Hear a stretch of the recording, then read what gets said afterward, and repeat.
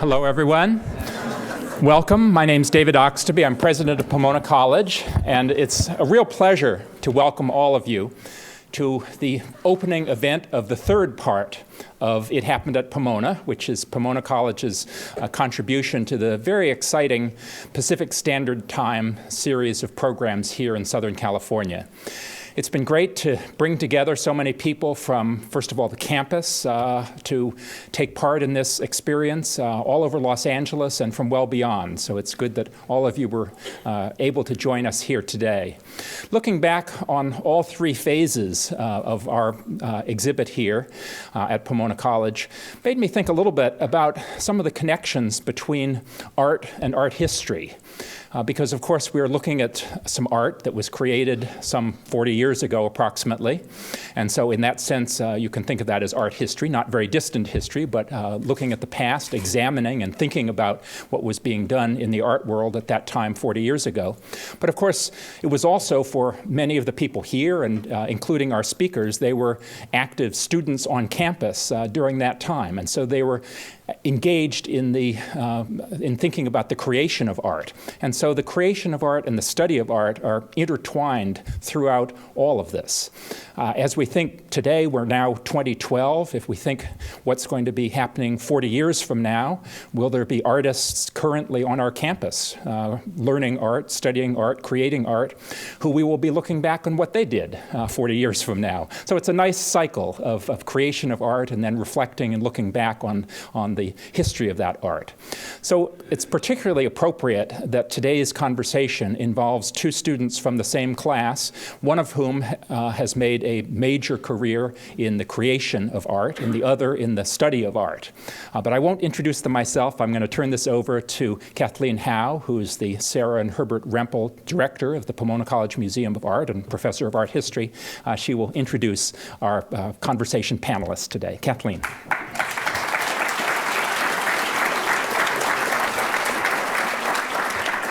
Thank you, David. Thank you, everyone, for being here.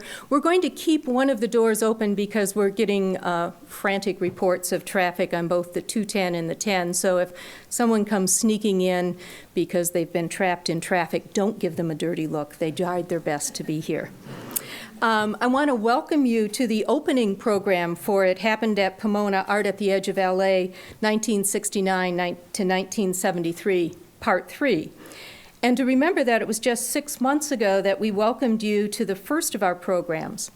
In that 6-month period, we've welcomed over 15,000 visitors to the museum and to our programs. We had 2,200 visitors to Performance at Pomona, part of our contribution to the Performance Festival sponsored as part of PST. And we've organized and facilitated over 1,000 student visits to other PST exhibitions and programs. It's been a big year, and it's been a terrifically exhilarating year.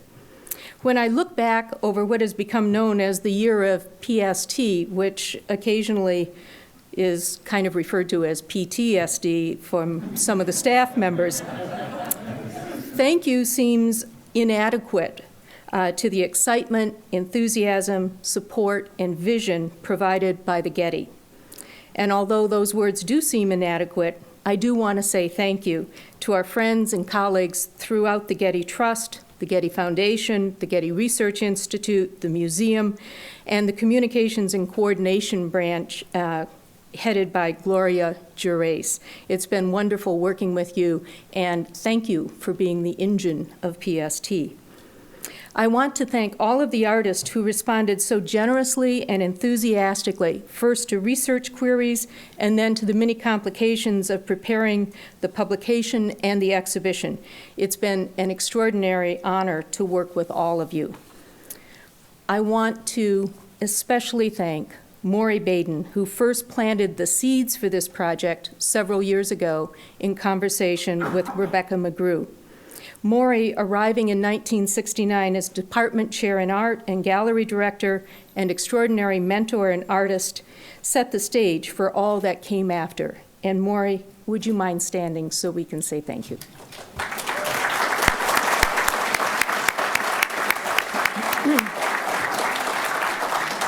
Sorry, I had to do it. The exhibition and publication is the work of two extraordinary co-curators, Pomona Senior Curator Rebecca McGrew and her co-curator Glenn Phillips, Principal Project Specialist and Consulting Curator in the Department of Architecture and Contemporary Art at the Getty Research Institute. Special thanks to the research team assembled almost 4 years ago, Ms. McGrew, Mr. Phillips, Dr. Marie Shirkus, Professor Thomas Crow, Helene Weiner, and Hal Glicksman, and to the many artists, alums, students, past and present, who shared their stories or contributed research. Thank you so much. I'm not going to do a huge list of names, but a project of this magnitude could not have been accomplished without our many friends and angels who gave of their time and their resources. I want to note the many students who have worked on this project as interns and as volunteers, some of them now graduated and off on their own careers. The entire Pomona community, from groundskeepers to senior administrators, offered unfailingly enthusiastic support. Dean Conrad and President Oxtoby have never wavered in their support, providing both good counsel and excitement as this project developed and grew. It's fitting for this penultimate program that I welcome back to Pomona College Professor Thomas Crow. To very briefly summarize his vitae, he is the Rosemary Salo Professor of Modern Art at NYU Institute of Fine Arts. Previously, he served as chair of the Yale Department of Art History, where he was the Robert Lehman Professor of the History of Art. He's held academic appointments at the University of Chicago, Princeton University, the University of Michigan, and the University of Sussex, England. He's the author of several books that have come to define the practice of art history for this generation, beginning with Painters and Public Life in 18th Century Paris in 1985, and Emulation, Making Artists for Revolutionary France in 1995, both exploring the cultural context that informed art at the beginning of the modern period. Modern Art in the Common Culture in 1996 and the Rise of the 60s American and European Art in the Era of Dissent, newly reissued in 2000, addressed the interpenetration of art and culture, popular and elevated, that is the hallmark of contemporary art. Professor Crow, we were pleased to have as part of the research team that led to It Happened at Pomona. He's a contributor to the catalog and has been an unfailingly generous collaborator. As a member of the class of 1969, he was part of the ferment of art at Pomona in the years we are examining. And as director of the Getty Research Institute from 2000 to 2007, he planted the seeds that led from an archival project to recover an endangered art history to this extraordinary celebration of arts of Los Angeles that brought together over 70 cultural institutions in a huge collaborative project. Professor Crow will introduce our guest and his classmate, renowned artist Chris Burden, and we'll have the pleasure of sitting in on their conversation. At the end of their conversation, we'll entertain some questions from the audience, and then I would invite you all to join us at the museum to visit the exhibition and for a reception honoring the artist featured in Part 3. Tom?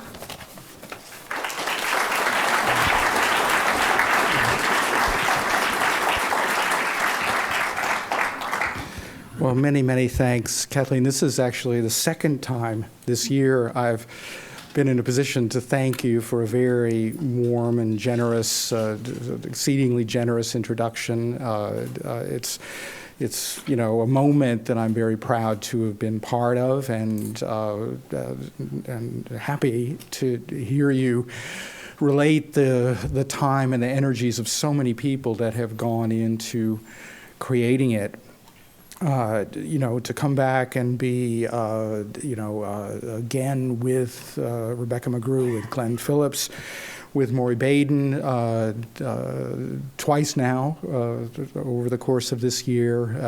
It's a warm feeling of shared accomplishment. And now, of course, we can add in person Chris Burden to that list. A daunting figure, it seems to me, to summarize. And it's a good thing that we have an extended conversation ahead of us that will really constitute a picture of his career and his ideas. Now, just to mention a few particulars. Of course, he is a BA graduate of Pomona College in the class of '69. MFA graduate of UC Irvine in 1971 from really what was the creative heyday of that program, something that he helped make the creative heyday of that program. He is from Massachusetts, but he stayed in Los Angeles, and Venice Beach in particular, to make his career, which was then not actually the norm in professional art practice. Rejected the siren song of New York in order to make an art that was specific to this place, but of course has had enormous ramifications and enthusiastic reception all over the world. The 1970s saw his astonishing period of indelibly memorable performances, memorable for everyone who's ever heard about them, even though very few people actually saw them performed in their first iterations. That daring, that kinetic intensity, that emphasis on real-time participation, confrontation of physical, emotional, mental, social conditions that animated those works then began to generate certain objects. Like the bee car, which carried on a certain personality and a certain participation in time and movement through space. Onward to things that more resemble sculpture, but never quite, in that movement and leaps of scale. From the intimate to the vastness of the metropolis. Not coincidentally, the title of his just opened kinetic architectural wonderwork at the Los Angeles County Museum of Art. He was the object of a retrospective, very important watershed retrospective at the Newport Harbor Art Museum, now the Orange County Museum, in 1989. That is at a relatively early stage in his career. He has since had another retrospective at MAC Vienna. And in 2013, something that we'll be discussing, I think, on stage, he will have a retrospective, I think, of a very dramatic and distinctive kind at the New Museum in New York. This is in 2013, if I didn't mention that. In the midst of this, he taught for 26 years in the studio program at UCLA, coinciding with a period when that program went from a kind of regional afterthought to be a rival, really, to any peer here or abroad in its perceived quality, in its ability to forge important young artists. So I think that the next 45 minutes of conversation will be the amplified version of this sketch. Then we'll do that, then open things up to all of you for questions for a half an hour or so. So it's my pleasure to get the conversation going, and for that we have to undertake a little transition all the way across the room in order to mount the stage. So welcome, Chris Burden.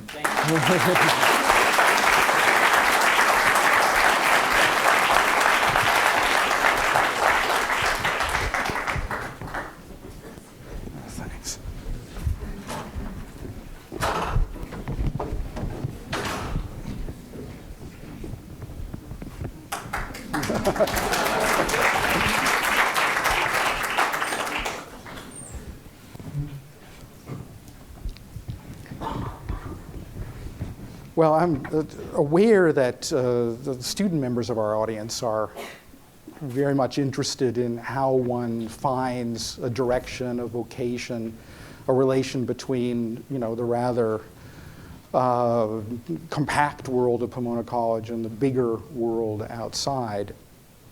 So it leads me to, recall the early years, freshman and sophomore year, when you were determined to go to architecture school, and you were preparing for that. You were, taking the math courses, everything that you needed to do, and then that fell away.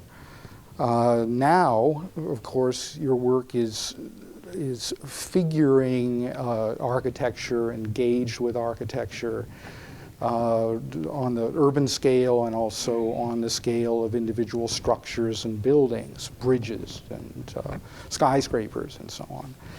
So it's been architecture to architecture. So one question that would naturally come up is, well, why not stay with architecture? And what drew you to doing art as a substitute for that? Well, when I was at Pomona, they didn't have an architecture program per se to go to grad school. So you basically signed up to the art department, and then you took physics and math classes as sort of an adjunct to that. And I remember going to physics classes and being out of my league. My grad school really had prepared me for that. And I remember going and talking to some of the physics students who were my best friends, and they were intrigued with a calculus problem that would take 40 hours to solve, and that wasn't intriguing to me. And so it was at Pomona that I was introduced to art making. My first teacher here was John Mason, and I think the summer of my junior year, I went back east. I went back to Cambridge, Mass., spent the summer there, and I worked in an architectural office one summer. And at the time, after working there for 2 or 3 months, I realized I didn't see myself as being an architect. And the reason at that time was that I worked for an architect firm called Cambridge 7 Associates. And there were 7 principals in the architectural firm. And their offices were it was a 7-story building. And their offices were on the top. And then everybody sort of was ranked according to what floor they were on. And I was a gopher at the lowest order. I was sorting magazines in the 3rd basement, the lowest basement. But I'd come up and I'd talk to recent Harvard graduate students of architecture, and they were drawing, bathroom stalls on blueprints. And I thought, wait a minute, I don't want to go to undergraduate for 4 years, then go to graduate school for 4 years, and I don't think this is true anymore, but I did at the time. I don't want to wait until I'm 55 years old to make a critical decision. And I don't think that's true, but I did at the time. So I came back to Pomona, and the chairman of the department was a man named Nicholas Chakowski. And I went in, he was my advisor, and I went in and told him I was changing my major from pre-architecture, that I wanted to become a sculptor. And I'll never forget this. He said, Chris, he sat me down and said, Chris, becoming an artist, becoming a painter is bad enough. But to become a sculptor is financial suicide. Those were the actual words he used. And there was something in me that rebelled at that point, at my spine. It only encouraged me. His words did not discourage me. They gave me backbone. And with that, I put myself full into becoming, a young artist trying to, a student artist trying to learn. And I think the reason was because I discovered that I could actually do things and have results in a relatively immediate fashion, as opposed to what I envisioned, waiting until you're 55 to make an architectural decision. And I also, I think that one of the wonderful things about a small college like this was that, well, in my particular classes, very few of any of the students came into work after class. And I think this sculpture is an example. John Mason had, by this time, left. This was my third year. And an artist named David Gray came to work here as a professor. And he was a minimalist. And that felt like a breath of fresh air. Minimalism was sort of in vogue. And he got rid of all the clay and the casting. And we were all to make minimal art. And he had bought a lot of plywood. And I realized that that stack of plywood was essentially mine because nobody else was using it. So all the materials that he bought for the entire class were really at my disposal. So,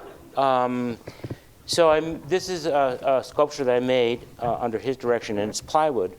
And it was covered with lacquer. I spent hours and hours sanding it and priming it and covering it and painting it. And one of the things I thought was important was that I think it's a little bit like being a parent.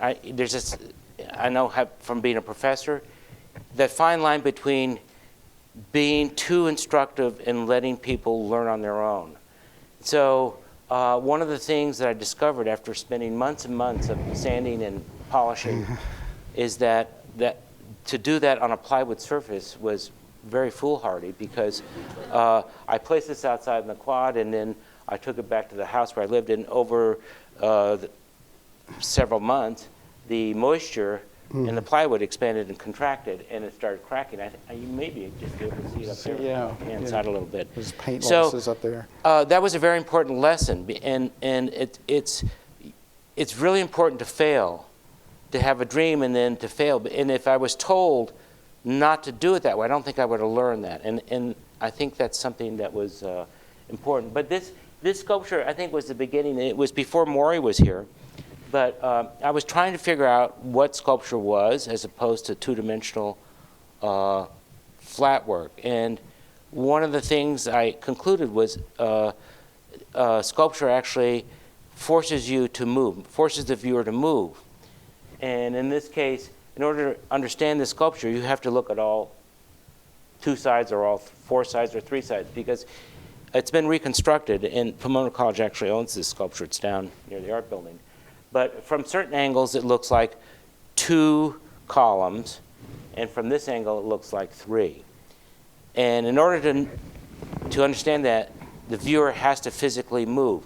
So it was the beginning of trying to understand the essence of sculpture as opposed to two-dimensional work. And when Maury came, he sort of reinforced that art was also experiential and not just intellectual. And so for me, this was a very important early work. And even what it looks like differs from what it actually is, because it's made of two pieces that don't coincide with the towers. Is that, if I'm remembering right? One piece is freestanding, correct. Yeah. It just touches on the edge. So as you get to know the sculpture, you get beyond your kind of optical processing to understanding what it is as a built edifice. Yes. Right.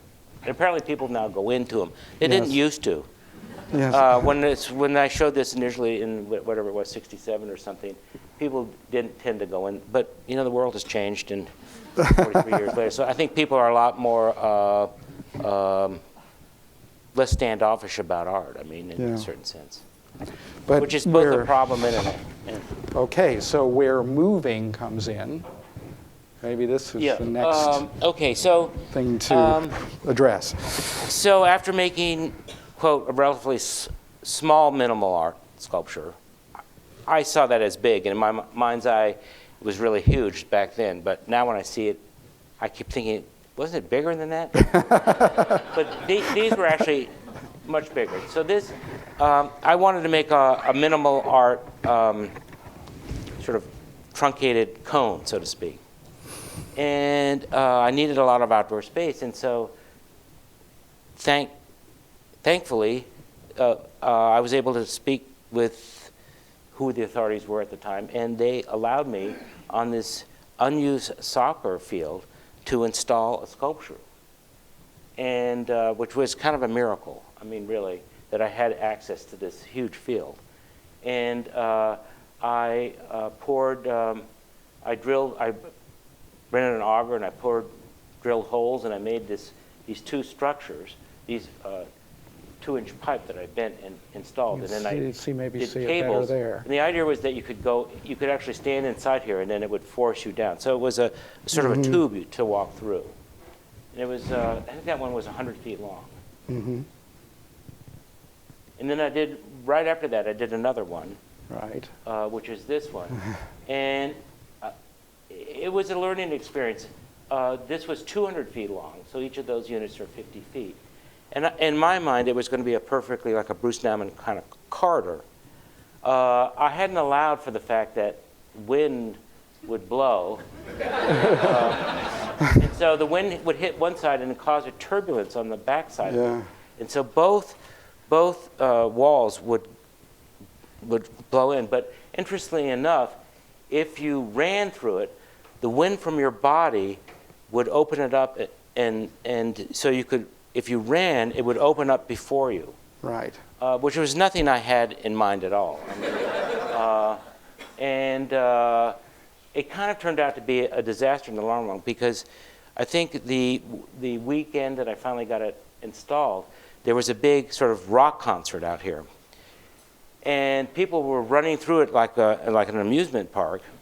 And there were stakes placed along the sides. And people, of course, were barefoot then and little extra inside them. And they would cut their feet on these stakes that I had pegged up. So it had this sort of funny, for me it was just a sculpture, but then it got taken over by this giant crowd, and they were using it, and people were actually getting injured. So it had a lot of Yes, it was possible to do things in those days before liability consciousness reached the heights it is now in all institutions. Yeah, well, and maybe a few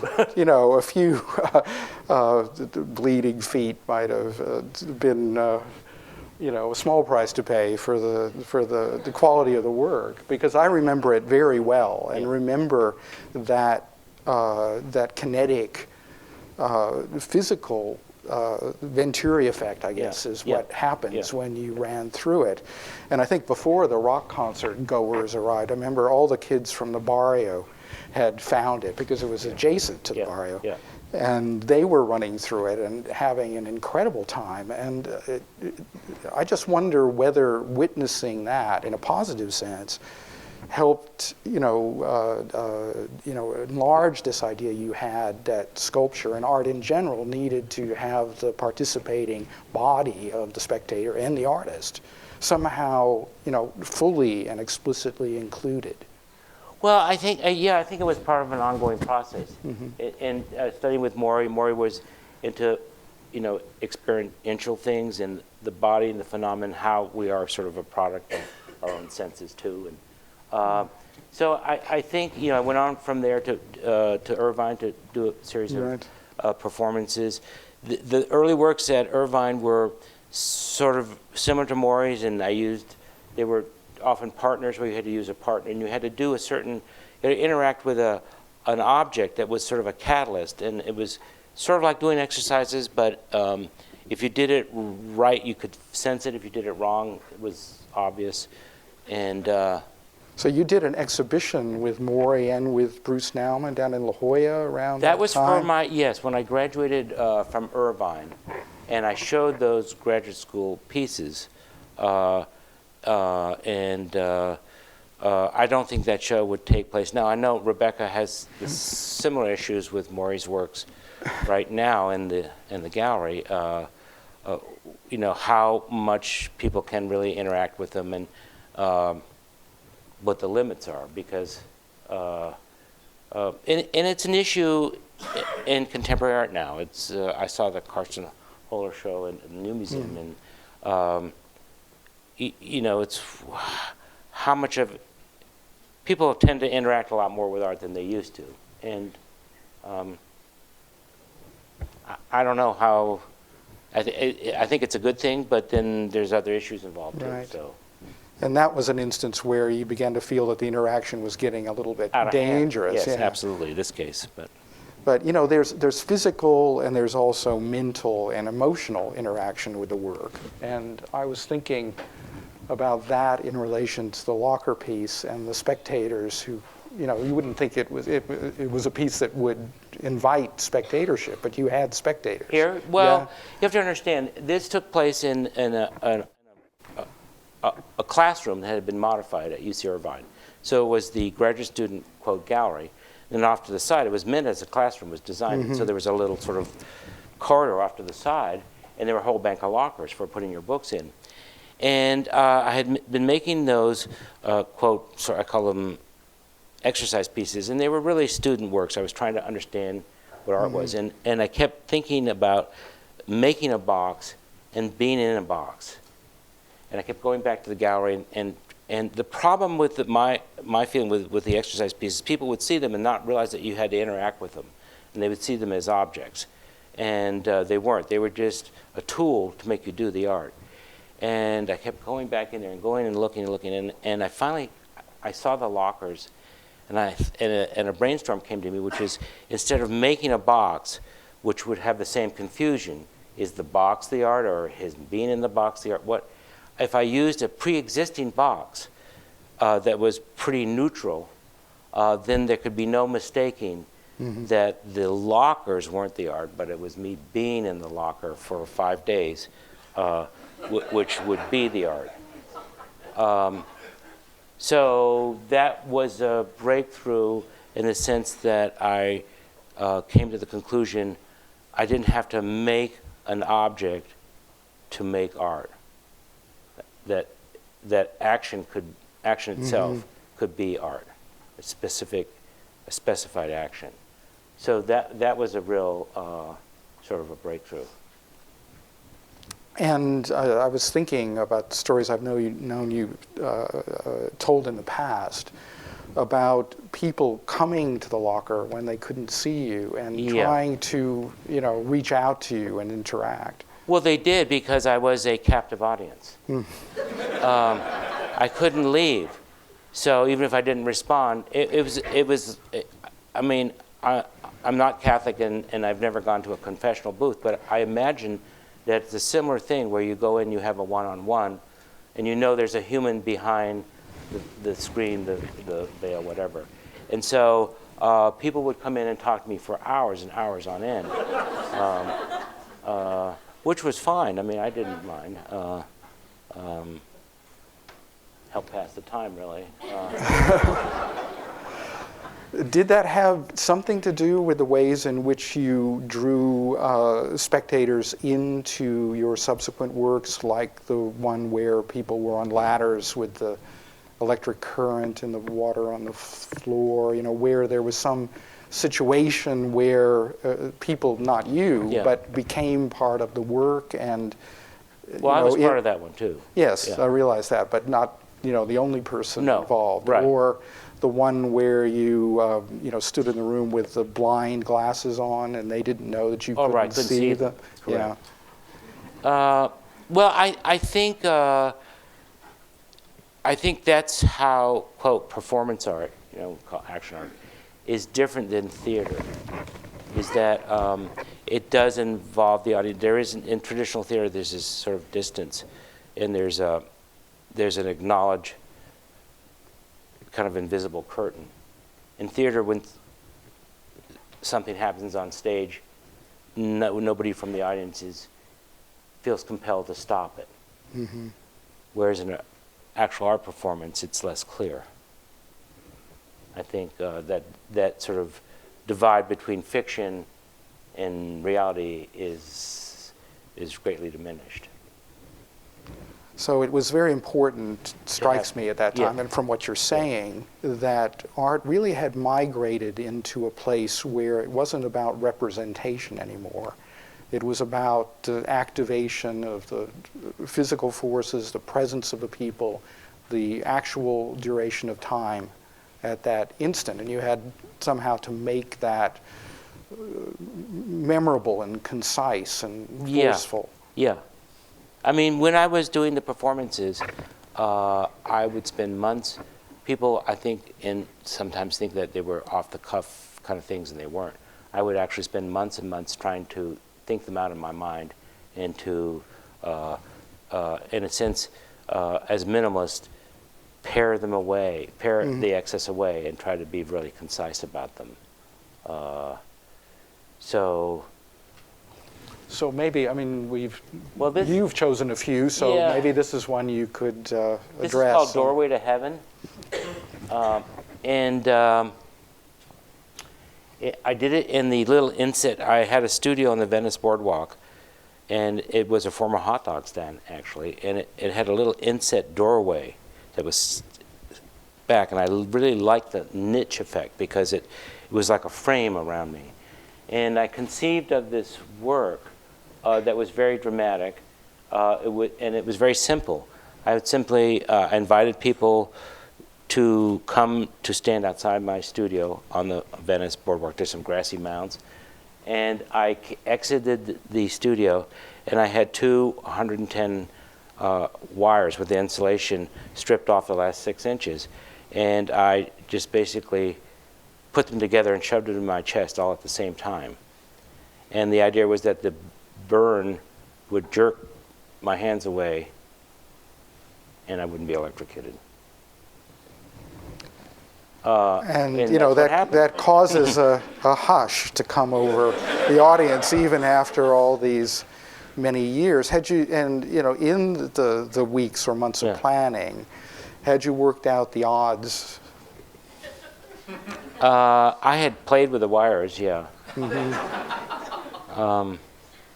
And I liked the way they sparked. You know what I'm saying? I really, there was something beautiful about it. And well, it's one of the most haunting photographic records of that era in art. There's no doubt about it. Yeah, it was on the cover of Art Forum, I think, right? It was indeed. But anyway. And when we were talking about it the other day, I know you mentioned this as you were setting up the circumstances just now, but when we were talking about it the other day and we were talking about the relationship of your work to architecture, the way it comes back to architecture, in some, you know, curious, very degree zero way, the lockers are architecture. Yeah. And this was... Well, this was triggered. I think that the thinking behind it was triggered by this niche. And I was trying, this niche, I was trying to use this specific architectural location and incorporate it in a work that had meaning to me. I mean. So the static and, well, I wouldn't say neutral circumstance. It couldn't be neutral and elicit this response to it. It had to be charged in some way. What was it that drew you to it, that made you want to, you know, to give it this kind of sublimity, you know, this kind of life? What would otherwise be something that no one, you know, would pay any mind to?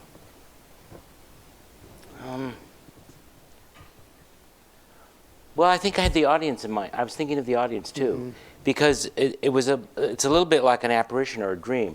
So they come and they see this, they see the door open, they see this event happen. I mean, it literally happens in a matter of seconds. Yeah. And then I go back in, then there's no explanation. So, so it becomes something that is beautiful, I think, in its hauntingness. And you don't really understand what you just saw, but you saw something, and that's kind of what you saw. And so it was important there was an audience there. Yeah.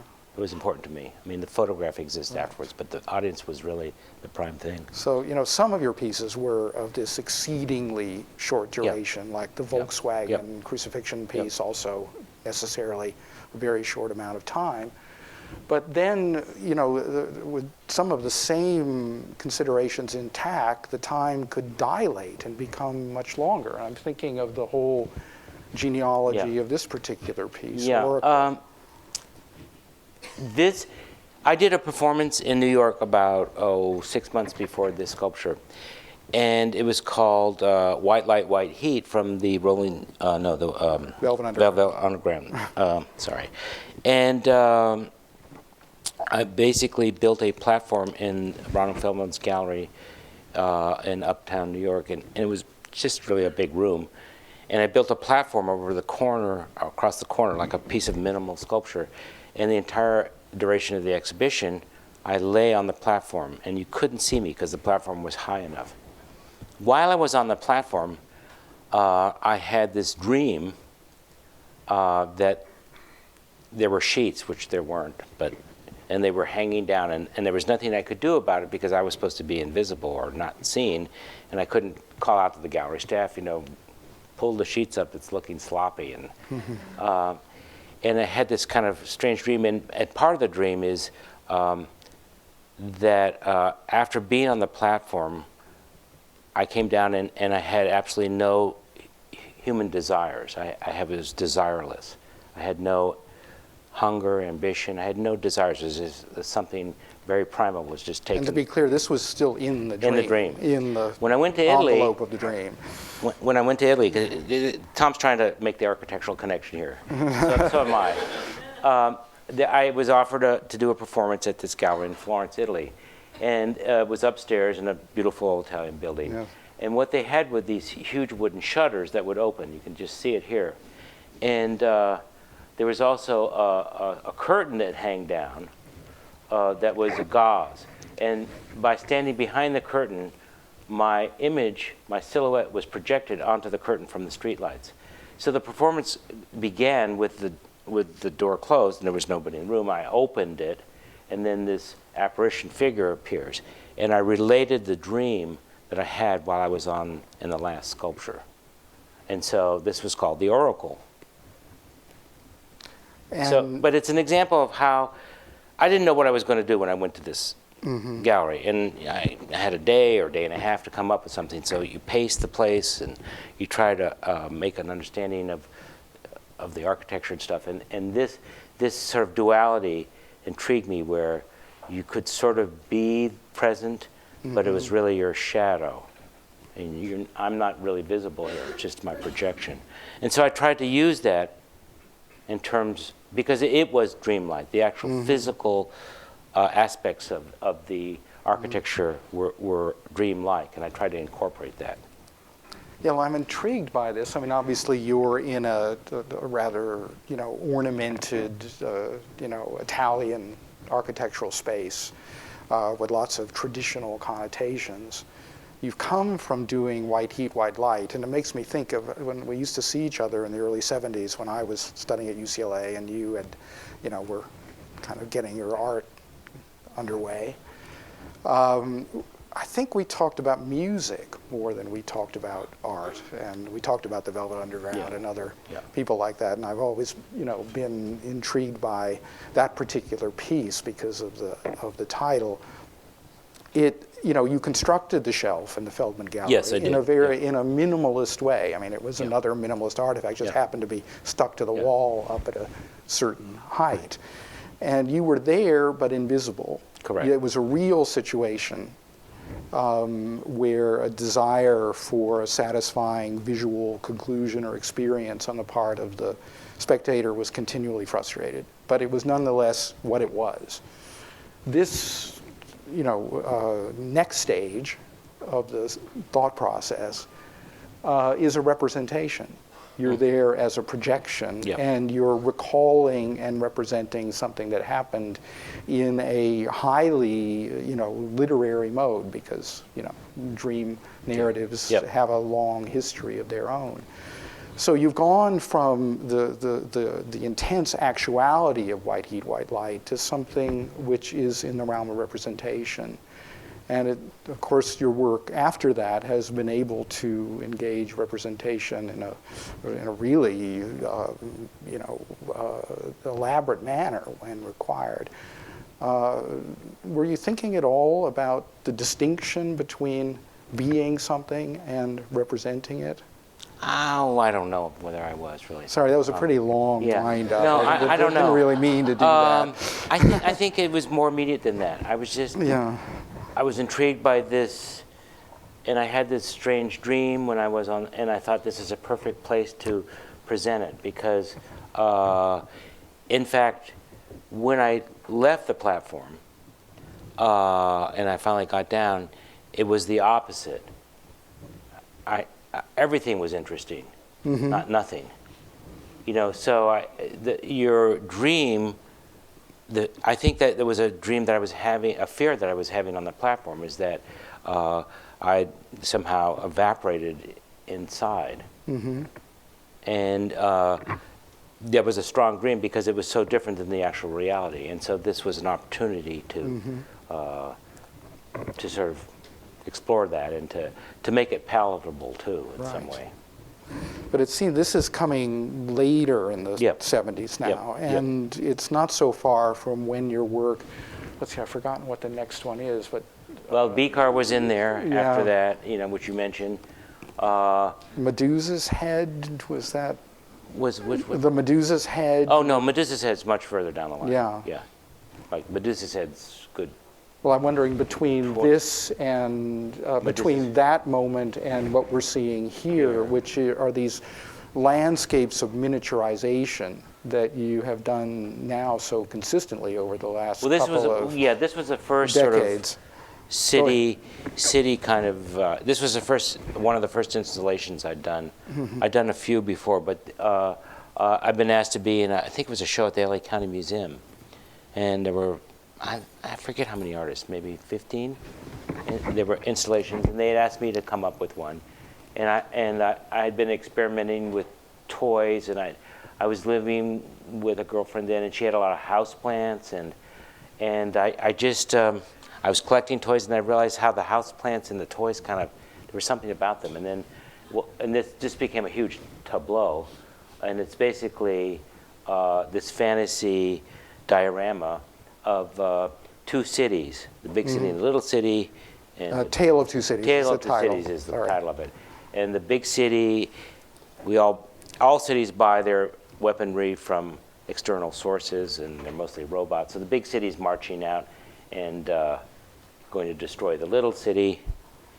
And you can only really view this with a pair of binoculars. And there's sort of, there's creepy aspects to it too, where, example, the big city is ringed by a stockade fence of 45 caliber bullets, and the stockade fence around the little city is 22 bullets. And the ocean is sand, so it's both a desert and an ocean.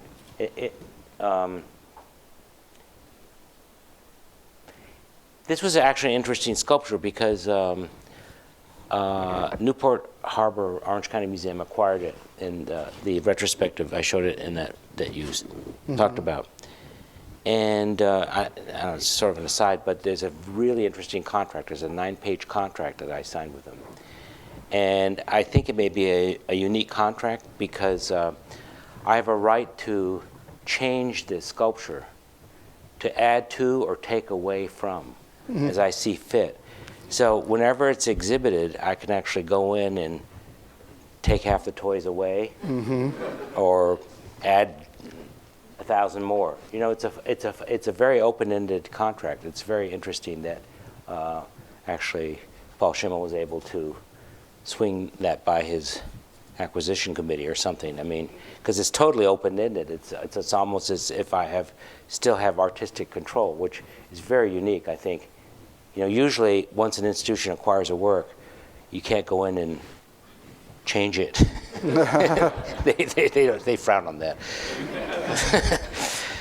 So. Well, I'm pretty sure that people in the audience are thinking about this imagination of violence and endemic conflict and communities armed to the teeth.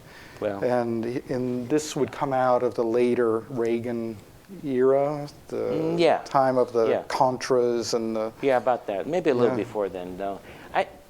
You know, the idea that you buy your weaponry from an outside source is kind of come to pass, hasn't it? Well, indeed, and the whole thing with you know, Iran-Contra was about the traffic in arms. in order to, in order to support any legal, counterinsurgency. But it's a real issue in the world today. But that's Yeah. And lots of people who saw the Under the Big Black Sun show, curated by the same Paul Schimmel, will have seen the reasons for the neutron bomb. the reason for the well, The you're right. reason- The reasons could be a better title, but yes. So and for you, should I describe it? Yeah, sure. I don't know if you guys know, there was this atomic bomb developed that was called the Neutron Bomb. And it was supposed to be this kind of modern nuclear weapon that was so good because it didn't really destroy infrastructure. It only killed people. Yay. So the plan was that, and the reason for building it is, and this is why I made the sculpture, is I kept reading in Newsweek and New York Times and blah, blah, that there were these really advanced tanks that the Soviet Union had, and there were 50,000 of them, and that the U.S. and all of the Western NATO allies only had 20,000 tanks. So it's like this numerical imbalance. And you start reading these figures, and so the reason we needed to develop this bomb was that the Russian, there would be a swarming of Russian tanks across the Iron Curtain into Western Europe, and nothing could stop them except the neutron bomb. So the neutron bomb was developed, and I kept reading this figure, which seemed so abstract to me. And 50,000 is it, how much different is it? I mean, we know this, I'm being facetious, but 50,000, 500,000, 5 million, what is it? And it's basically ink on paper, 0, 0, 0, 0, and there's no understanding of what that means. And so I thought it would be interesting to make a model, a physical model of what 50,000 Russian tanks look like. And I actually started to go to sort of die makers and tool makers to try to cast 50,000 miniature tanks. And as I looked into it, I realized it would take all the money that I had then to make 50,000 of these little objects. And I thought, boy, that's really stupid. That's about as stupid as the policy. Well, it's making tanks in the first place, you know? And I thought, there's got to be a better way to. So I kept thinking of a way to abstract this, and I came up with this idea of a nickel and then a match head on top of it. And what I really liked about it is that the matches were really cheap, and I would cut them in bandsaw packs, and the nickels you could borrow from the bank. And when the show was over, you just give them back. So basically, the nickels were free, and the matches were super cheap. So I showed the neutron bomb piece for the first time in New York, and I totally don't recommend doing this, but I flew to New York with 50,000 match heads in my suitcase. Just not a good thing to do. But I liked it as a solution because it had money, metal, and firepower all in one unit. And it was an economical way to display this information. And it isn't a moral position, it's an amoral work of art. It's for you to make your conclusions. I mean, it's a lot of tanks. So, I mean, when I look at it, having lived as a child in Europe, I kind of go, Marseille, Toulouse, Strasbourg, you start placing the tanks, and that's a lot. So I don't think you could, I personally can't come to the conclusion that that was a necessary wrong thinking. You could as easily make the conclusion that it was a good thing as it was a bad thing to develop this bomb. The thought process entails modeling and miniaturization. There was no way, in fact, intense miniaturization and highly abstracted modeling. Would you say that having come to that solution for a particular piece, that those things have remained, preoccupations or consistent devices in your work? I mean, this is, of course, a miniaturization of a fantasy hypothetical circumstance with plenty, of course, of ties and correlations to actual experience, as one sees in, in others of your work. Yeah, this is another cityscape. Yes. That I spent, maybe, I don't know, a long time building it, because I collect these buildings. And it came from the idea that I would like to model an ideal city. I had this fantasy. Living in Los Angeles is, the city sort of never ends. I've lived here for, I don't know, a long time now, 50 years, no, not quite 50 years. But there are still, I was just talking to Glenn Phillips, and he says, I live in Frogtown. Huh? I've never heard of it. I mean, and so there are still cities that I hear of on the news, and you've never heard of them, and the spread of this metropolis is huge. And so there is this a model train scale that's called Z-scale, and the scale is 1 to 220. So if something is 1 foot, it's 220 times smaller in Z-scale. It's quite small. And I started initially just collecting the buildings that go with this train scale, but then I branched out, and I would collect any building that was to that scale. So when there was a hotel and the gift store, there'd be little buildings, I would buy them. Pretty soon, Christmas was always a great time because of all the Christmas ornaments, I could modify them. Yeah. And eventually I hired a young man who lived in San Clemente, and he would make models for me. And I would just collect them. They were all over my house. But it's called Pizza City because the plan was that in this scale, I could make a model, not of a whole city, but at least of a pie section of the ideal city. In Z-scale, a mile is 24 feet. So 24 feet, the ideal city you should be able to walk out of to be in the country in 30 minutes. So I thought I could make a slice, like a pizza slice, of this ideal city. And the tip would be the harbor. Mm-hmm. And as you went back, you'd have, the industry, and then skyrise, apartments, and then country homes and suburbs. And then the crust, is the mountains, sort of the countryside. And so I had this idea that I could, within these confines, make an architectural model of the ideal city. And what happened is I unwittingly made a model of Los Angeles. Because as time went on, there was every different architectural style known. There were Tudor houses, Spanish Revival, skyscrapers, and there wasn't just one center. And that's when I realized there were skyscrapers popping up here and centers over there, and it was out of control. And so it's basically 26 tables of these miniature buildings, and you can walk between them. So if you get down low, you can have these fantastic vistas. I think, is there another slide of this, Tom? Is there? I think there is, yeah. So, it's out of focus, isn't it? Jeez, is it? That's the airport. A little fuzzy, yeah. Down below. That's one of the main streets. Mm-hmm. And I don't know what else to say about it. I mean, it's owned by a museum in Vienna, MAC, and it's huge. In your description of the succession of the layers of the city extending into the countryside, just puts me in mind of some Claremont history. I'm thinking of in our day when north of Foothill it was almost entirely orchards. Yeah, lemon groves, and I can recall one particularly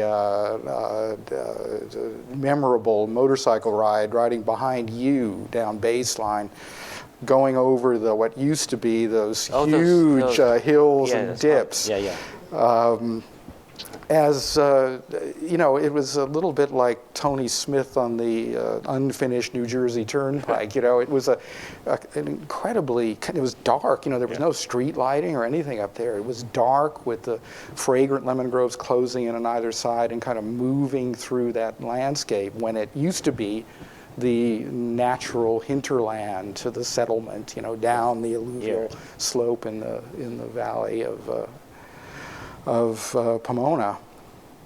I guess that's not a question. That's just something that I just kind of had to get out. But motorcycles were going back to your student days and Yep. through various works that you've done that have entailed that sort of transportation where the driver, the rider is very exposed. The mechanism is exposed. The mechanism is simple. That's been something that you've always been interested in, isn't it? Yep, absolutely. Yeah. In fact, one of the reasons I really like going to Pomona because I did have a motorcycle, and you could really kind of let off some steam by driving up to Mount Baldy. It's great. You could be down here, and then you could drive up to the snow, and you could go explore all behind San Dimas in there, and it was pretty remote up there. And I think it probably still is. I don't know. I'm just guessing, but. Now, looking at some of your more recent pieces where there are, hot rods, constantly moving, is that something that that sense of speed for its own sake, for a kind of exhilaration of speed, is something you want to put in a work like Metropolis 2, or is that speed now so channeled as to become another kind of stasis or constraint? Well, I think Metropolis is a utopia. For you who've seen it or who will go to see it, the cars are moving in that city at a scale speed of 230 miles an hour. And that has tremendous implications. I know you probably all drive, or many of you do. And increasingly, LA has become more spread out because of the time it takes to get places. I remember when I first moved to Venice, I still had ties down in Orange County, and I was remodeling somebody's print gallery on La Cienega Boulevard, and I could drive back to the Orange County dump and dump the used drywall, and it would take me less than 40 minutes to get back to Costa Mesa. And so, whereas now, it can take me over 2 hours to get from my home in the Santa Ana Mountains to Beverly Hills, or 2 hours and 15 minutes to downtown. Well, that has a tremendous, the city just becomes so vast that, like today, people were late because there was too much traffic. So we'd all like to be able to get places faster, I think, and to shrink that distance in a certain. But they're all going like stock car racers, bumper to bumper, aren't they? Well, they're going fast. I said it. In terms of Metropolis 2, I've said it's a funny sculpture because it's modeling the past, because the idea that a car will be able to drive. I don't know, probably a lot of you know about Google, and they will be soon, very, very, very soon, there will be cars that don't need a driver. And that will be a miracle, because I think it will be great. I think half of modern day stress is sitting in traffic. And the idea that, this may sound crazy, but you could almost do away with all traffic lights, because the cars could be spaced so that they would simply weave through the intersection. Yes. So people will be able to get places, but you won't be able to step on the accelerator. And that has tremendous implications financially. That means you can let your 7-year-old drive him or herself to school. Think of that. We're coming down to maybe the last few minutes of this part of the event, and I wanted to Well, you need to say a little bit Urban about Light? Urban Light. I'm getting to the new museum, but let's stop here for a second.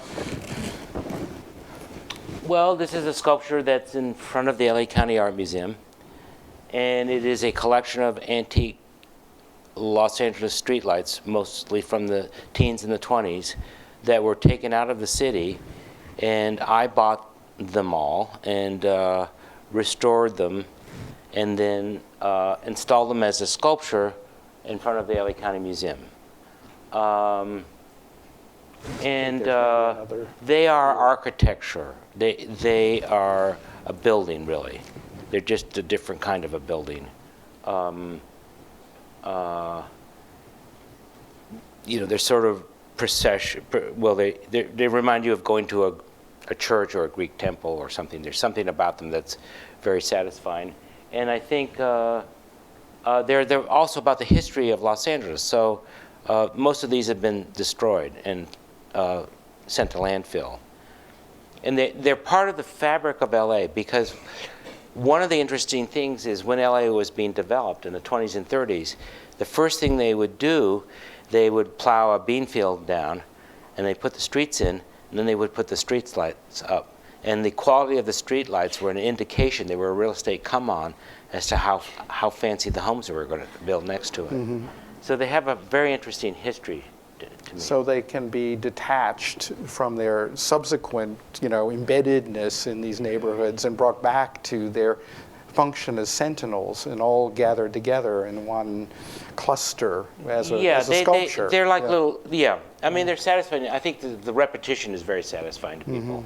Mm-hmm. Goes back to minimalism in a certain way. Yeah.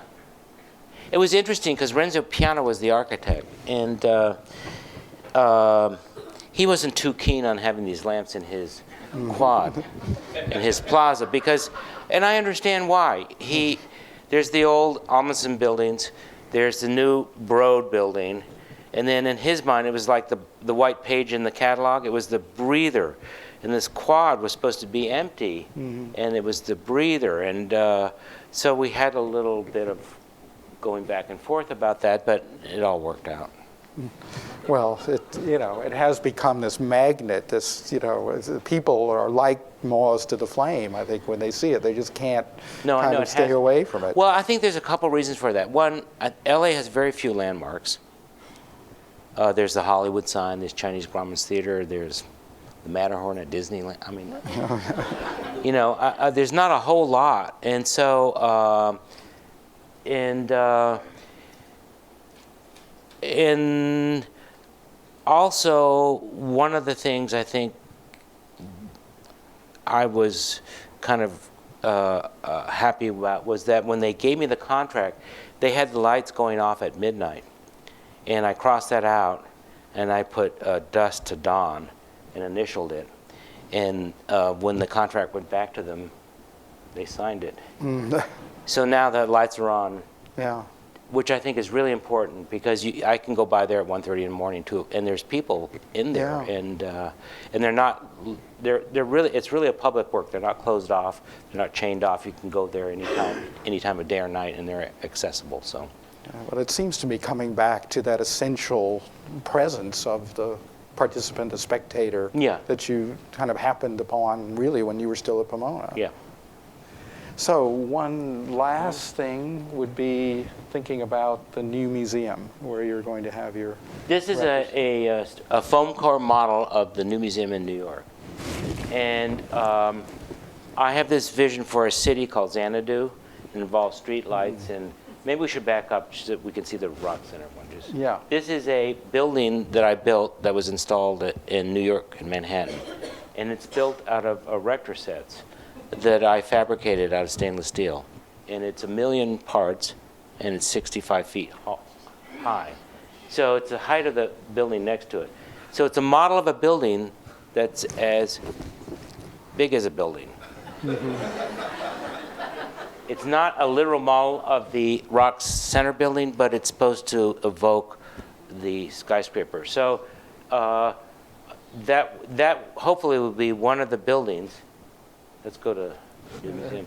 You see it over on the right there. It's a little hard to see, but the new museum owns this old cast iron building next door, and I was hoping to put it on top of that building.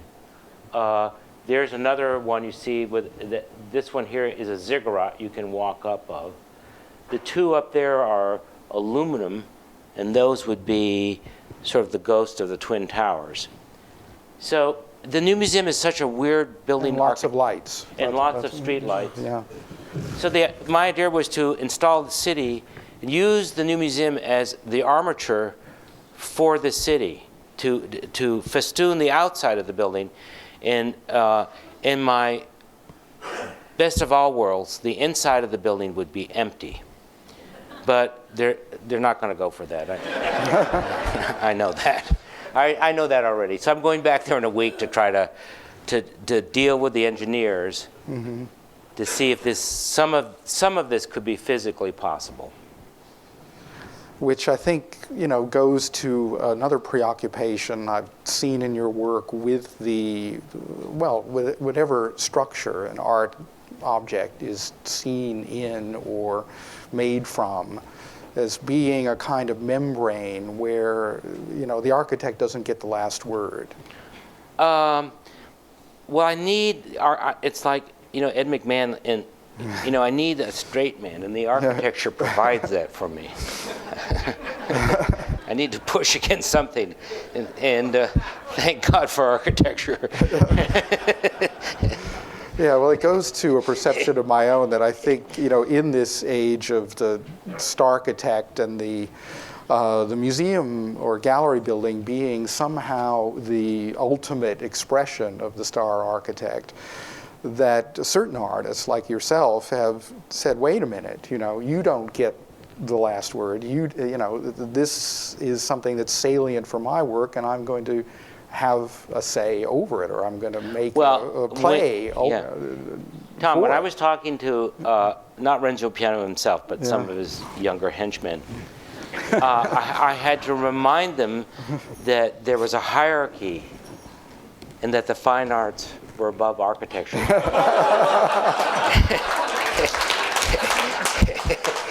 It was kind of and it was hard for them to hear that, but I had to say it, that they were there to serve the art, you know what I'm saying? And so, I said at lunch, but my personal feeling is that there's a real conflict when architects design art museums. They get really confused.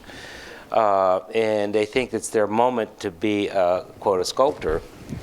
And they would be, it's almost as if, I don't believe in laws, so I'm saying this tongue-in-cheek, but it's almost as if there's a conflict of interest, and by good sense, architects should recluse themselves from designing art buildings or art museums. Well, I don't think I can really top that with any sort of convener's remark, so I think it makes for a very good transition to some questions from the floor. Thank you, Chris.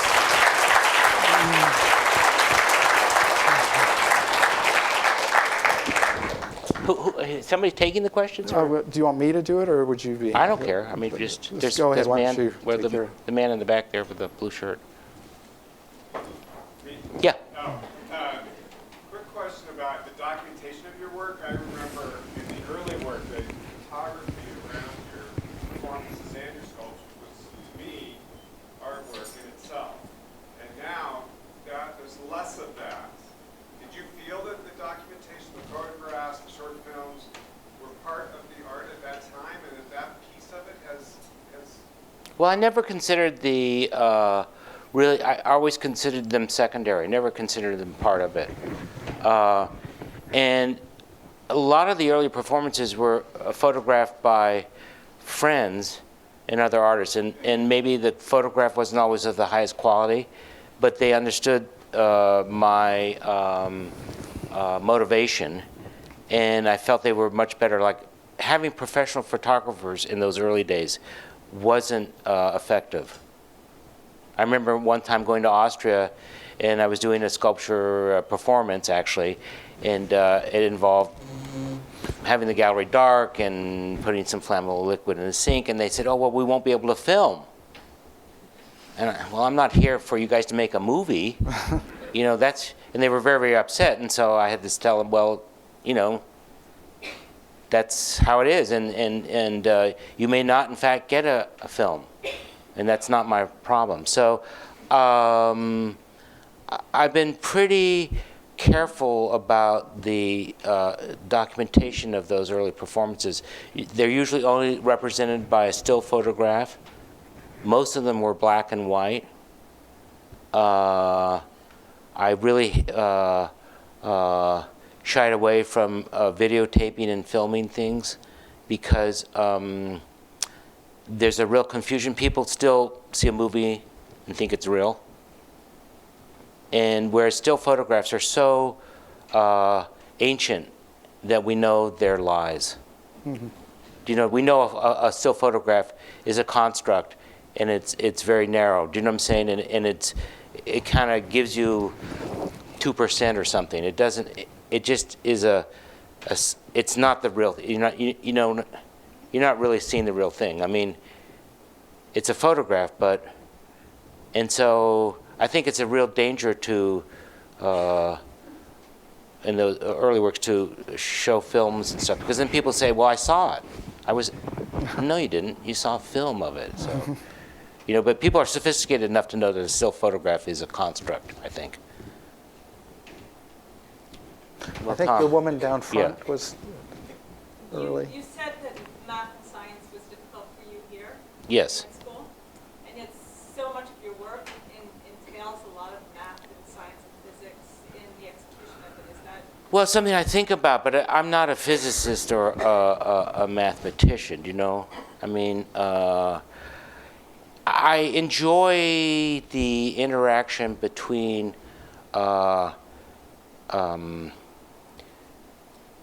sort of, well, for example, the rock centerpiece is an example. I had to have it certified by an engineer because it's being shown in public space, and what if it falls over and, you know, wipes out Fifth Avenue or something? And he and I got in a big debate because the structure was relatively open and what do you say? Air could flow through it. And he had to do wind loads on this thing. And he said, well, I'm treating it as if it's a solid. And I said, but that's not fair. It's not a solid. I said, if we take a chunk of this out on a truck and we cover it in a piece of plywood and we drive it at 80 miles an hour, we measure how much it's pulling on a scale, and then we take the plywood off and we do the same test, we're going to get two different figures. And he said, I know that, but I can't calculate that. So to err on the side of, it's his stamp that's going on. So if something happens, he's liable. So of course he's going to err on the side of caution. I have this theory about engineering too, that a lot of it is intuitive. After all, when you think of the sciences, they're only 200-300 years old, really. And a long time ago, you know, Renaissance, 16th century, it was all the same person. It was usually a man of leisure who could, you know, paint in the afternoon and look at bugs in the microscope or leaf formations in the evening. Do you know what I'm saying? It was often the same kind of person. So I believe a lot of engineering is intuitive, and you can kind of make some pretty good guesses. Yeah, and the kinds of turbulence that this would create with air flowing through it are probably incalculable anyway. There probably aren't equations. Well, I think we could do that test I talked about, where you Yeah. could get empirical, and I was actually willing to do it for him. We had a setup ready to do it, so he could, you know. But to me, that interchange is, for example, the proposal I have for the new museum. I keep writing the Lisa Phillips, who's the director, and I keep saying, you know, really, I want to meet with the engineers, but I also want the structure of the building to be given to me, because I think I should hire my own engineers who might have a different point of view. And my experience with engineers is they're very, like they're horses with blinders on. They are given a specific problem, and they will address that specific problem and no more. They don't make suggestions. So they're basically just looking at the tree. They don't want to look at the forest at all. And it's happened to me a few times where you have to dig and pry. So these engineers have a vested interest in this building. And I need an engineer that will take this building as a whole and think, well, if we're going to put 20,000 pounds here, maybe we could run a cable and spread the load. I remember the piece that I did at MoCA, where I dug the foundation, where I exposed the foundation. And I kept going back and forth with different engineers. And the first engineer they hired was Frank Gehry's engineer. And his response, what a stupid idea, why would he want to do that? I mean, it's like, well, he's not the right engineer. The second engineer said, for every beam, every column that you undermine on the interior, you have to put one on the outside. In other words, the interior column becomes totally as if it didn't exist, and I will ignore it, and you place a totally new column on the outside. Therefore, the inner column, and this is what he explained to me. He said, when you have a column sitting, a chunk of concrete sitting on a piece of earth, the loads go out at a 45-degree angle. So if you make your trench straight and you take away some percentage of the load capacity of that column and that chunk of concrete has been undermined. What percentage, I can't say, but it's not the full extent. So to be, again, on the safe side, we just pretend it isn't even there, and we just build a whole nother column. All of a sudden, the budget for this installation becomes hundreds and hundreds of thousands of dollars, and it's not doable. So I say to this engineer, I say, if we were to make the trench, if we were to cut away at a 45, we didn't do it straight by the block of concrete, but went back at a 45, would we need the columns on the outside? He says, no. So there's a solution. So, for $10,000, we were able to hire a backhoe and actually dig the thing. But you'd never get him to say that. He was never going to offer that. It was me. So I think the same thing's going to happen at the new museum. I think I need to prod and poke and maybe there's a way to reinforce the building, or I don't know. I just, it's interesting working because they have a different mindset. They come from a different place. So. Okay, let's take another. There's one all the way in the back. Yeah, just quick. You have to speak up, I think. What name did you end up attaching to the pizza/city in Vienna? It's called Pizza City. Okay, that was a brief question. Shall I carry on down here in the corner? So in Pizza City, it looks like in your mapping of the city, you are a bit of an urban planner, whereas in Metropolis 2, it doesn't seem like so functional in terms of planning. Can you talk Wait. Metropolis 2 is not? I see a lot more of you as an urban planner in Pizza City versus Metropolis 2. Could you just flesh that out for me if you did kind of map the city? Well, Pizza City's out of control. Do you know what I'm saying? It's just a sprawling, never-ending cacophony of architecture, basically. And Metropolis 2 is much more tight in that there's no slums. All the buildings are clean. All the roads are, flowing freely.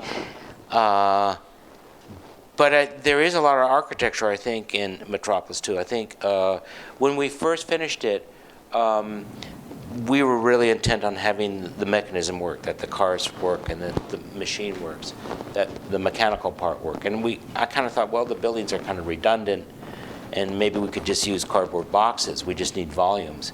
But then as we developed it and started building the buildings, they were, for every building you see in Metropolis, there were probably 15 to 20 variations. And we made all kinds of mock-ups and models and different versions. And so they were all considered in relation to each other. So in a certain sense, Metropolis is much more architected because they're considered within the whole, whereas Pizza City was just, you know, open-ended in a certain sense. So is that your reimagined Los Angeles then? I would like to get to the airport in 5 minutes, or get here and get to Pomona in 10 minutes or something, you know. I think that In a car you didn't have to drive. in a car didn't have to drive. Yeah, that would be. Here, down front. What consideration do you give to the maintainability of the art piece that you create that someone buys and then has to maintain forever, as opposed to, you said the documentation was secondary to the performance. And there's also the issue of whether or not it's going to be feasible for them to maintain it, also a consideration or a secondary consideration? It was something that was discussed. They asked me how long the sculpture would last. And I said, well, it's repairable. And I don't really know. The fact is, I don't really know. I was thinking about urban light also. All those Well, urban light has to be painted.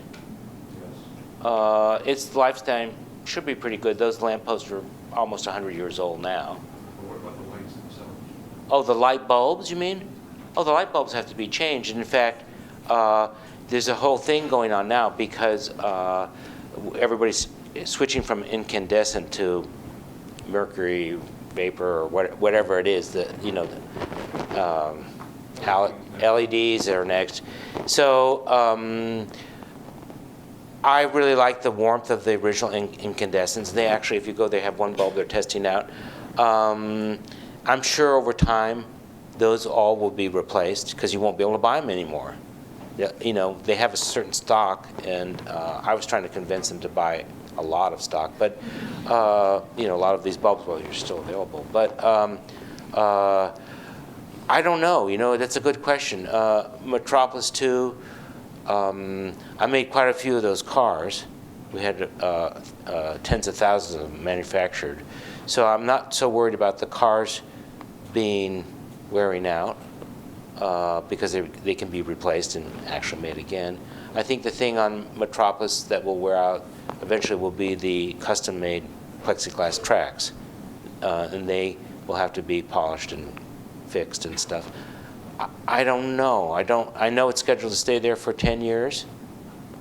I know that installing it and moving it from my studio to the LA County Museum took about a year. And it took about 5 or 6 months to put it back together. So I don't think it's going to be traveling soon. What? Huh? This I still own, and it's stored out in the desert. And I hope to install it someday, someplace, again. But are you worried? Did you give any consideration to durability or? Well, it's stainless steel. The parts are stainless steel, and we electro-polish them, and they have a very high nickel surface. So I've had parts outside at my studio for 5 years now, and basically, I'm not saying they're indestructible, but they're a lot better than sheet metal. And there seems to be no deterioration. I'm sure, you know, I mean, everything eventually, I don't know if you noticed, but most of Rome is underground now, or so everything settles, you know, just saying, and goes back. So yeah, works of art start disintegrating from the moment that the artist says it's done. So it's just a matter of degree, isn't it? Any, you know, painting, anything, it's going to be starting to disintegrate.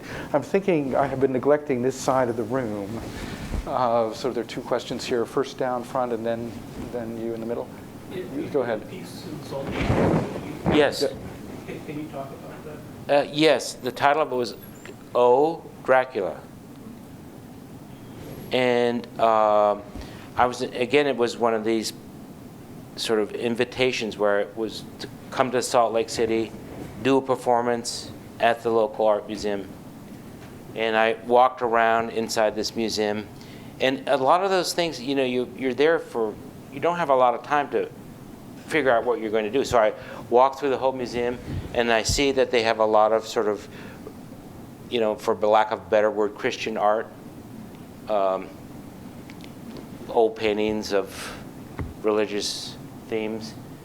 And I thought I should become one of these things. So what I had them do was make a cocoon for me out of white adhesive tape, and I was mounted on the wall like a Egyptian mummy, and there were 2 candles that were lit and burnt down below me. And the title of the piece is "Oh Dracula," as if I was trying to lure Dracula in to, you know, stick his fangs in me. And the reason, the director's name was Sanguinetti. So there was a kind of a logic. Do you know what I'm saying? It's like, sangue is the Italian word for blood. So I just kind of, it all made sense. And I stayed there for the entire day. They had a whole museum groups go through. And most people thought I was an Egyptian artifact. It's that was very, very painful. The whole bottom side of my body went to sleep because of the pressure of the tape. So it's a sacrifice, a martyrdom. I was like, yeah, I was a human sacrifice. Yes, there, please. I was wondering if you could talk a little about the LAPD uniform. Sure. I was invited to do a project for an institution called the Fabric Workshop that's based in Philadelphia. And they do things with fabric. And I kept thinking, what could I make out of fabric that would have meaning for me? And it was right after the riots with Rodney King. And somehow the idea of a Los Angeles police uniform became interesting to me, and so I spent a year, maybe 2 years, working with the Fabric Workshop to make these police uniforms that were slightly oversized. So in my mind, they weren't supposed to be giant. They were just supposed to look like there was a really big cop that would fit into them. No humanoid type being would fit in them because the seat of the pants was eliminated. We wanted it to look like the paper doll on a coat hanger, and for them to lie that way was very tricky in terms of the fabric. And so they're about 10% bigger than normal, and I think it was also, they become a symbol of the United States as the world's policeman. The badge we had reproduced 10% bigger. We didn't do the gun or the holster 10% bigger because it was just too financially expensive. But interestingly enough, the badge of the Los Angeles Police Department was not copyrighted. So we could actually make knockoffs and sell them at the airport, which is kind of shocking. And it's an interesting piece because for me they're scary. When I saw them, when I first saw them all set up, that was kind of scary. When I saw them at the LA County down in the basement, that was kind of scary. And you kind of feel intimidated by them. I showed them in Vienna at this retrospective. And there was a press conference, and there was a lady from the press, and I asked her what she thought about the police uniforms. And to her, they represent a handsome young officer about to take her to the ball. and I realized, at that moment, I realized that art means the same artwork can mean entirely different things to different people. And that's really wonderful in a certain sense, that she projected something onto it that was totally outside my world. Okay, maybe a couple of questions then before we can all get to the, let's see, I think your hand's been up for a while. I'm curious, is there anything unrealized that you thought of, or is there something, a scale so great that you're not quite able to facilitated right now? Yes. There's a sculpture that I've been thinking about a long time. It's actually talked about in one of my catalogs, but it's basically, and I think it's doable, but I've yet to persuade anybody. In that would be the idea of launching a satellite whose only purpose would be to reflect sunlight back to the Earth. And the way we could do this effectively is to use an inflatable. So that, Bigelow is going to have these outer space hotels that are inflatables. And so the idea would be that you send it up as a mylar, a compressed mylar, and then when it gets into orbit, you have a gas canister, and the thing becomes huge. I mean, literally 10 miles across. And if you're really clever, you could make it concave, and you could actually have a little motor to steer it. You have a concave mirror that's 10 miles wide, circling the Earth, and it would be a way of it would change the heavens. Now, it wouldn't do it temporarily. I'm sure it would fall out of the sky eventually, but it would be like seeing a car headlight go across the sky at night. And I think it could be done relatively inexpensively. I think the technology is there, and it gets cheaper, and the launches get cheaper, and it's a doable thing. And you could see even a practical, there could be no street lights because every city would be lit up at night by its own satellite. Let's see, the front row. I have a question about your use of models. Sometimes you build models, sometimes you use off-the-shelf models. And obviously the architects using models work as well. I'm curious about how you think of the idea of the model as a conceptual tool, as opposed to realizing things at your scale. Well, I'm not sure I can answer it directly. Well, I think one of the things that astounds me about models is both how they can give you information in a way that you had not expected it, and they do scale up and they don't. And so that where that fine line is, a drop of water is pretty consistent. I mean, I know it changes, but drops of water don't come this size. So, but I remember when I had Pizza City in my house, when the earthquake happened in 2004, the little paper buildings all stood up. All the ceramic buildings fell over. And I thought, isn't that interesting? That's kind of, brick buildings fall apart, and the studded and sheetrock and buildings stucco buildings tend to stay up more. So I thought, then there were cars hanging by the rear wheels off ramps. So there was a funny, I think models are pretty useful in terms of giving you information, and they also enable you to have a sort of a God's eye view of it. Do you know what I'm saying? You can grasp the whole. I mean, making the model of the new museum was really important for me, to make that physical model, because with it I could start playing, which I don't think I could do with just a set of blueprints. I mean, you could, but it's somehow seeing the building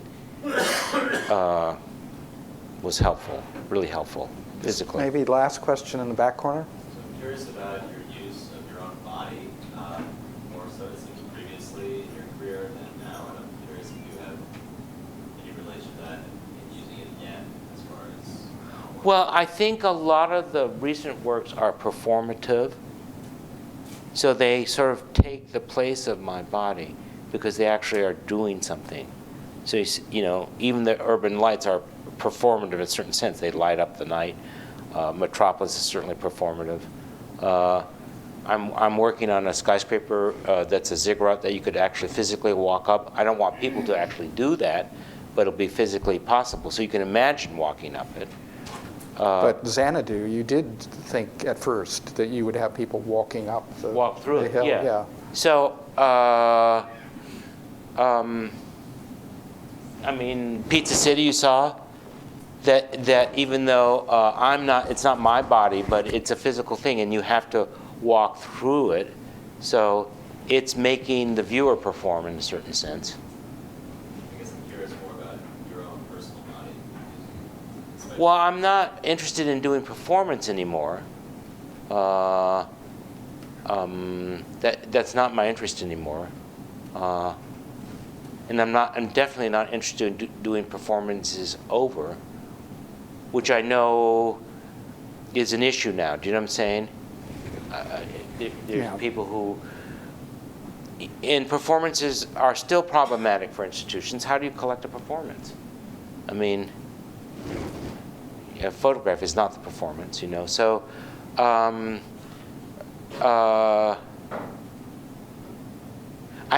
think it's something that's part of my work, but I'm not personally interested in doing performances with my body. At this point, I mean, never say never, but. Well, I'm tempted, rather than to end on a, on a somewhat negative, exactly, but sort of. My words are failing me now. Maybe you understand what I mean. For that reason, I am tempted to ask for one more question before we finish. Over there, yes. See your work curated now all over Orange County and in Pasadena, sitting over here. And I took a friend who really didn't know your work, who had been studying art, and she fell in love with how sweet you'd seemed in these earlier pieces. But she just had a question that I thought about. When watching the Baja California piece, we see you here alive and well. Yeah. You didn't die. How did they find you? I mean, it was 11 days you were in the middle of nowhere with sharks all over the place. No. I just had a little canoe, and I just went down the coast a ways, and I camped out. They didn't have to come looking for me. I came back. Right. Isn't there a canoe on the front of the new museum? Did I see that? That is a representation, of a ship, a sailing ship that I had sailed down the coast of northern England a few years ago. And the idea was a robotic ship that didn't have a sailor that could go, that you could program in the waypoints and it would sail itself. You know, it's another one of my ideas that I've been developing. I think it's going to happen too. But. Okay, well, I like that as a point to conclude. So thank you very much, Fritz. Thanks. So now Kathleen, do you want to direct everyone? I think most of you can find your way back over to the museum. It is up and out of the auditorium and straight across the quad, and we hope to see you all there. Thank you very much for coming. Thank you, Chris. Thank you, Tom.